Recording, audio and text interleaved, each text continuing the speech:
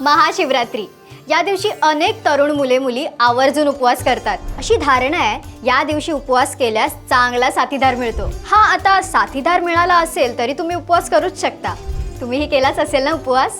पण महाशिवरात्रीचा फक्त एवढाच अर्थ होत नाही यामागे आख्यायिका आहेत। महाशिवरात्री साजरी का केली जाते, त्यामागे कारण काय, तुम्हालाही या गोष्टी नक्की माहित नसतील। जाणून घेऊयात या व्हिडिओमध्ये।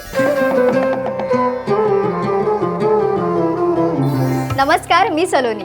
मूड फ्रेश करणाऱ्या मराठी मूड मध्ये आपलं स्वागत। महाशिवरात्री म्हणजे शिव आणि शक्तीच्या मिलनाचा उत्सव। या दिवशी शिव आणि पार्वतीचा विवाह झाला होता, म्हणूनच एक आदर्श जोडीदार मिळवण्यासाठी हा दिवस खास मानला जातो। दुसरी आख्यायिका अशी की याच दिवशी शिवशंकराने समुद्र मंथनातून आलेलं विष पिऊन जगाचं रक्षण केलं होतं। आता विज्ञानाच्या दृष्टीने पाहायचं तर या रात्री पृथ्वीचा उत्तर गोलार्ध अशा काही स्थितीत असतो की मानवी शरीरातील ऊर्जा नैसर्गिकरित्या वरच्या दिशेने प्रवाहित होते। म्हणूनच या दिवशी जागरणाला इतकं महत्त्व आहे। हा उत्सव फक्त आपल्याकडेच नाही तर संपूर्ण भारतभर आणि नेपाळमध्येही मोठ्या उत्साहात साजरा होतो। भारताच्या कानाकोपऱ्यात महादेवाची जागृत स्थानं आहेत। विशेषतः 12 ज्योतिर्लिंगाचं महत्त्व खूप मोठं आहे।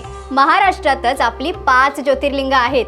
त्र्यंबकेश्वर, भीमाशंकर, घृष्णेश्वर, परळी वैजनाथ आणि औंढा नागनाथ। याशिवाय काशी विश्वनाथ आणि उज्जैनच्या महाकालेश्वर मंदिरात तर या दिवशी भक्तांचा अलोट सागर लोटतो। हे आहे महाशिवरात्रीचं महत्त्व।